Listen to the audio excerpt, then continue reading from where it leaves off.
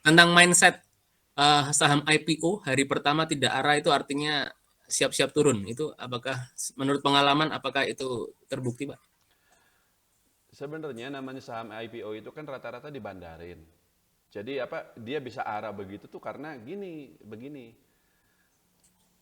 Ketika perusahaan dia IPO itu kan ada namanya penjamin emisi. Penjamin emisi ini apa? Sekuritas. Sekuritas ini tuh sudah menjamin bahwa perusahaan pasti akan dapat duit segitu. Jadi gini loh, misalnya si Avian ini dia jual 1 miliar lembar saham senilai 5 triliun rupiah. Nah, Hmm. sekuritas ini kemudian dia mengambil semua saham tersebut lalu ya menawarkannya kepada para nasabahnya dan seterusnya gitu kan. 1 miliar lembar ini kemudian dijual. Let's say dari 1 miliar lembar ini ternyata tidak laku semuanya, tidak habis. Masih ada sisa 100 juta lembar. 100 juta lembar itu harus dibeli sama sekuritasnya itu sendiri. Kalau memang Oke. tidak laku dibeli sama masyarakat oleh investor, kan sudah dijamin gitu. Makanya istilahnya penjamin emisi. Jadi mau laku mau tidak laku, perusahaan tetap akan dapat duitnya segitu. Karena dari pihak sekuritas sudah menyanggupi. Kalau tidak laku, maka kami sendiri yang akan beli. Kalau misalnya tidak ada kesepakatan antara perusahaan dengan penjamin emisi atau penjamin emisi tidak punya cukup uang untuk membeli sisa saham yang tidak laku, ya biasanya IPO-nya itu diundur atau batal. Seperti itu. Nah, kalau Oke. kalau kalau jadi ya berarti laku tidak laku tetap perusahaan dapat duitnya, sisa sahamnya akan diserap oleh sekuritas penjamin emisi. Nah, terus dalam kasus di mana ternyata jumlah saham yang dijual itu tidak laku semua ke investor publik, maka sebagian diambil oleh sekuritas. Sama sekuritas ini kemudian diapain? Digoreng, Pak. Saham yang 100 lembar itu digoreng. Kalau bisa sampai arah. Tujuannya apa? Biar investor publik penasaran. Lalu dia masuk, buka lapak, ingat, dia nggak langsung turun kan, dia arah dulu kan.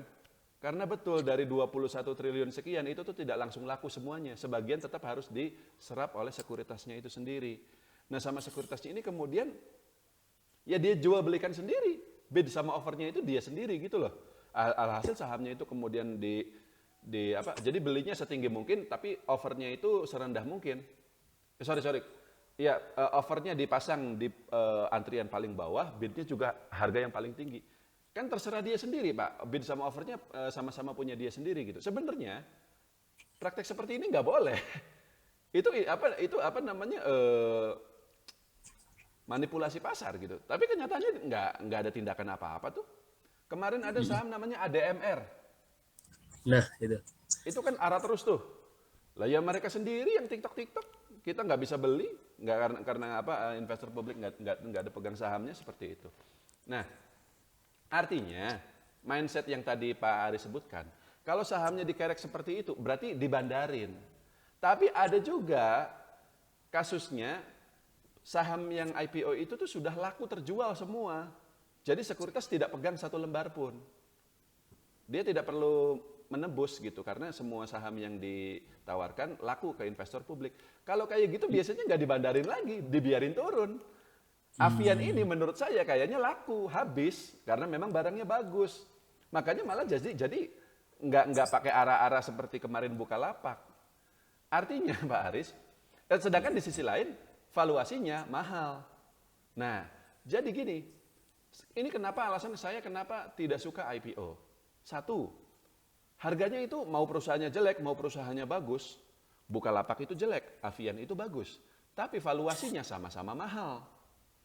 Jadi ya kita tetap nggak bisa beli. Hanya karena bagus bukan berarti kita bisa beli pada harga berapapun. Tetap harus hitung Oke. valuasinya. Yang kedua, justru kalau barangnya jelek, kalau IPO-nya itu tidak laku, sahamnya habis, itu kan berarti sebagian dipegang sama sekuritas. Itu justru digoreng sahamnya itu tuh. Hmm. Dikerek-kerek-kerek. Begitu sudah arah sekali, sudah arah dua kali, investor retail pada masuk semua, sekuritas sudah lepas sahamnya, nggak pegang lagi, baru nggak dikerek lagi, dibiarin turun. Itu yang terjadi pada Bukalapak. Hmm. Ngerti nggak? Kalau Oke, misalnya, oke, Pak. jadi apa namanya, justru kalau misalnya saham naik itu tuh pertanda bahwa barangnya, mohon maaf, sangat buruk. secara kinerjanya. Nggak laku, tapi dia sengaja dinaik-naikin biar orang penasaran, akhirnya masuk, begitu udah masuk semua dilepas, turun. Nah, jadi balik lagi ke mindset yang tadi, berarti memang pendekatannya bukan fundamental. Yang penting asal dikerek aja dulu, ya kan? Asal dikerek aja dulu, berarti nanti dia lanjut. Tapi kalau belum apa-apa langsung turun, berarti tidak dikerek. Dan kalau tidak dikerek sama bandarnya, sama sekuritasnya itu, maka mau fundamentalnya bagus atau fundamentalnya jelek, tetap akan turun. Jadi kita harus cut loss.